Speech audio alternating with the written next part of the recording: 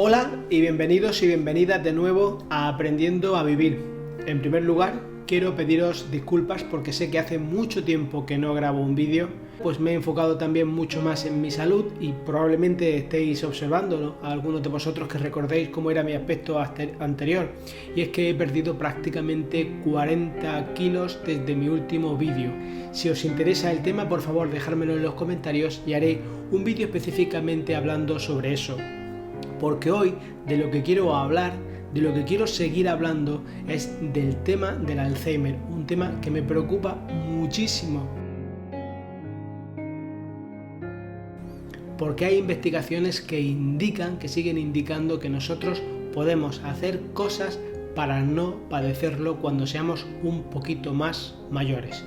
Vamos a verlas. Los datos indican cada vez con mayor contundencia que hay una relación directa entre no dormir bien por las noches, tener insomnio de modo continuado y acabar con el tiempo padeciendo Alzheimer.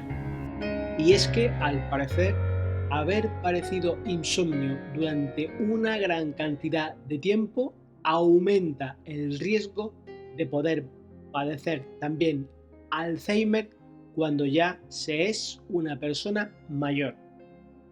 De hecho, este tipo de estudios se remontan ya a 2018, cuando diversas publicaciones venían denunciando que había una relación directa entre padecer insomnio en la mediana edad y acabar padeciendo demencias tipo Alzheimer.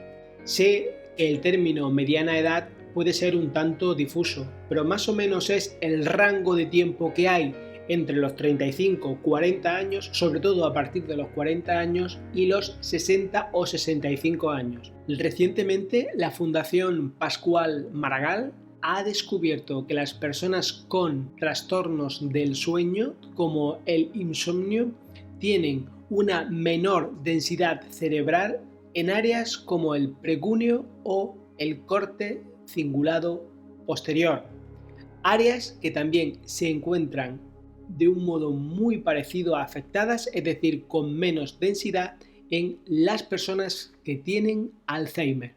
Por poner un ejemplo que sea fácilmente comprensible, podríamos decir que el cerebro, al igual que los músculos del cuerpo, también se entrena, de tal modo que podemos encontrar un cerebro, unos músculos más bien fortotes, desarrollados o normales, o también, lógicamente, en algunos casos con mucha menos densidad de la que deberían de tener. Dicho de otro modo, tus propios hábitos de vida cambian tu cerebro, al igual que lo hace con el resto de tu cuerpo, ir al gimnasio con regularidad. Las áreas a las que me acabo de referir tienen que ver con la memoria, tienen que ver también con el rendimiento y claramente, como digo, están también afectadas en las personas que después se descubre que tienen Alzheimer. ¿Y qué significa todo esto? ¿Qué significa esa menor densidad en esas áreas? Bueno, pues puede significar dos cosas. Puede significar que ahí se esté acumulando un daño, o puede significar que ahí tenemos una zona con menos protección. Evidentemente, también podrían ser ambas cosas a la vez, que fuese un lugar donde se está acumulando un daño y además tenemos menos protección. Un área descubierta, débil, si me lo permiten, por así decirlo, de su propio cerebro. Un área donde cualquier daño que venga, cualquier predisposición a una enfermedad puede hacer más mal que a otra persona que la tenga en unas mejores condiciones. En caso de que nos encontremos con una persona que tenga una predisposición genética, por ejemplo, a padecer Alzheimer, si además de esa predisposición genética se une con que ese área está desprotegida porque realmente ha sufrido insomnio durante mucho tiempo en su vida y se conjugan ambos factores, el genético, por ejemplo, y esa desprotección producto del insomnio, podrían sumarse y acabar desarrollándose enfermedades como el Alzheimer. Quiero hablaros también de un estudio sueco que precisamente avala también estos datos. Estos científicos cogieron recientemente a un grupo de 15 personas jóvenes de unos 22 años aproximadamente y en una primera fase del experimento les permitieron dormir tranquilamente durante 2 noches y acto seguido a la mañana siguiente midieron los parámetros de la proteína tau en su sangre. En una segunda fase de la investigación, lo que hicieron fue coger a este mismo grupo de jóvenes y dejarles dormir una noche plácidamente, pero a la siguiente no. La siguiente la pasaron en vela, imitando lo que sería prácticamente los efectos del insomnio. Y acto seguido, después de esta noche sin dormir, volvieron a medir los parámetros de la proteína tau en su sangre. ¿Qué creen que ocurrió? Pues que mientras en los primeros análisis, cuando dormían las 2 noches bien, los parámetros estaban en un 2%, en la segunda fase, cuando dormían una noche bien, pero la siguiente no, los parámetros de la proteína tau en su sangre aumentaron hasta el 17%, es decir, pasaron del 2 al 17%.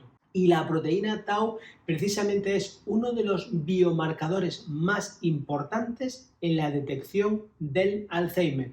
Es decir, que habitualmente cuando empezamos a tener sospechas sobre si una persona puede tener una demencia como el Alzheimer, se hacen pruebas.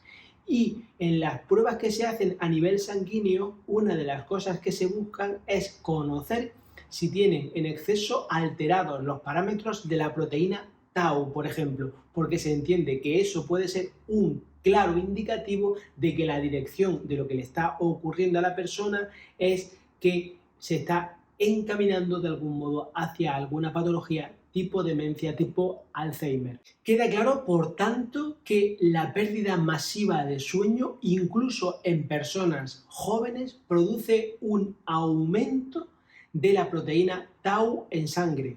Una proteína que a niveles normales está bien, es correcto porque tiene que estar ahí, es parte de nuestro cuerpo, cumple una función, pero que aumenta demasiado cuando una persona no duerme, cuando una persona no descansa, y ese aumento sí que es negativo para el propio cuerpo. Estamos hablando, por tanto, de una sustancia que genera el cuerpo que si no se procesa correctamente porque no se duerme lo suficiente, esa misma sustancia que ha generado el cuerpo puede acabar provocando problemas a tu propio cerebro. Sabemos que esta proteína está relacionada con la capacidad de estructurarse de las propias neuronas, es decir, es una especie de ladrillos, serían una especie de ladrillos que ayudan al ensamblaje, a que las neuronas se mantengan bien. Pero ¿qué ocurre si el cuerpo fabrica todos estos ladrillos y realmente no hay oportunidad de consumirlos porque no se duerme, porque no se da el proceso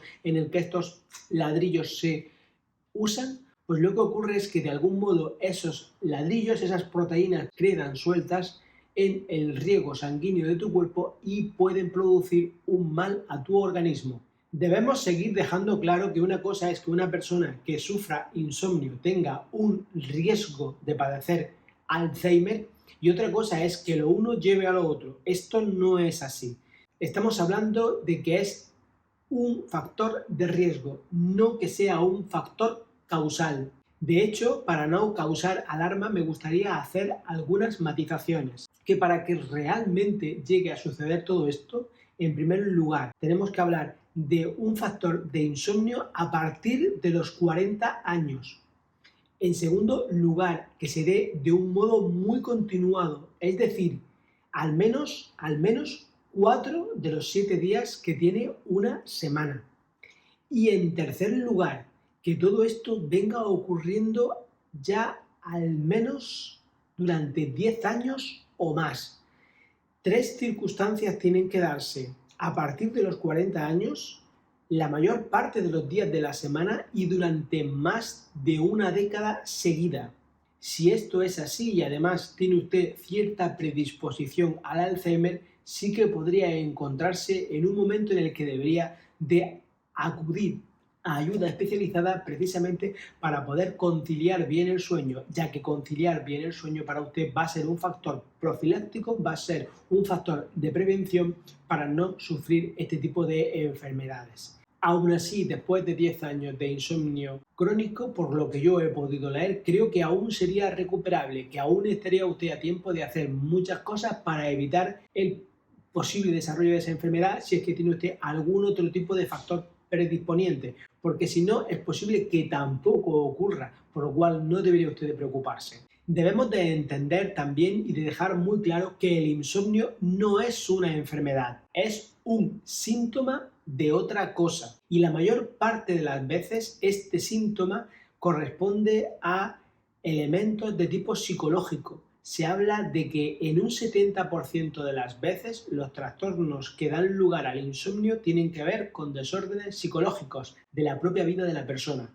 Y solo en un 30% o quizás menos de los casos sí que tiene que ver con auténticamente problemas orgánicos, biológicos de esa persona. 70% contra 30%, tal vez incluso la proporción fuese más abultada. Yo es la que manejo, 70 versus 30. Por lo tanto, es más importante el que hago durante mi vida, el cómo afronto los problemas de mi vida, qué me está ocurriendo, qué estoy haciendo yo con mi vida, es más importante en la mayor parte de los casos que no ningún tipo de problema realmente que sea orgánico. ¿Y cuáles suelen ser esos problemas? Pues bien, los estudios acaban denunciando que la mayor parte de los problemas que nos quitan el sueño suelen ser, en primer lugar, los relacionados con el trabajo. En segundo lugar, los relacionados con problemas familiares. Y en tercer lugar, problemas que tienen que ver con no poder superar algún tipo de evento traumático que nos sucedió en el pasado y que continuamente se nos viene repitiendo en la mente. En el fondo estamos hablando de situaciones que hoy en día la ciencia psicológica, la psicología, de algún modo puede acometer y puede ayudarle a buscar una solución a ese tipo de problemas. No está usted solo. Existen hoy suficientes técnicas, suficientes desarrollos como para ayudarle a superar cualquiera de esas tres cosas. Lo fundamental, que entienda usted que no merece la pena. No hay trabajo, problema familiar o evento pasado que ya haya superado usted que merezca la pena hasta el punto de que le siga usted poniendo en riesgo su salud por el tema del Alzheimer o por el tema que sea. Lo que tiene que quedar claro, por tanto, es que una persona tiene que dormir con regularidad. Es algo que debería ser de otra forma lógico. ¿Y qué significa con regularidad? Pues significa que hoy por hoy pensamos que cualquier persona necesita dormir habitualmente al menos entre 7 y 8 horas y que además esas horas tienen que ser seguidas, es decir, tienen que ser de un tirón. ¿A qué me refiero? Me refiero a que no es lo mismo dormir 8 horas del tirón que dormir una hora, despertarse, volver a dormir una hora, despertarse, volver a dormir una hora y así acabar sumando 8. La calidad del sueño no es lo mismo, en absoluto es lo mismo. ¿Por qué? Porque la persona que haya dormido prácticamente 7, 6, 7, 8 horas del tirón sí que habrá podido llegar a la fase que conocemos como fase REM, que es la fase realmente reparadora del sueño. Y sin embargo, si únicamente duerme una hora, se despierta, vuelve a dormir otra hora, se despierta, realmente no está llegando nunca a las fases reparadoras que necesitan de más tiempo para que el cuerpo llegue a ellas. Esa típica frase de ya dormiré cuando esté muerto o cuando esté muerta, podría usted desterrarla completamente de su vocabulario. Y cuando vea que se le está haciendo un poquito tarde, en lugar de continuar viendo esa película o esa serie, pues tal vez podría usted acostarse porque sepa que eso va a ser tan bueno para su salud como salir a hacer footing al día siguiente o como mantener una alimentación saludable. Me gustaría también que me ayudase en un pequeño estudio personal. Me gustaría que en los comentarios me dijese qué tipo de cosas son las que habitualmente más le quitan el sueño. ¿Son cosas que están relacionadas con el trabajo, con su vida personal o con algún tipo de evento traumático? No diga qué evento es, pero sí si usted cree que es con algún tipo de evento que se vuelve a repetir en su vida. Y dígame cuántas veces le quita eso el sueño a la semana aproximadamente. O no es ninguna de esas tres cosas, es otra cosa que yo no he mencionado, o tal vez es una combinación de varias. Me gustaría poder debatirlo y poder tomar notas para próximos vídeos. Muchas gracias por ver este vídeo. Por favor, denle a like y suscríbase si es que no lo ha hecho aún. y espero que volvamos a vernos dentro de muy poquito.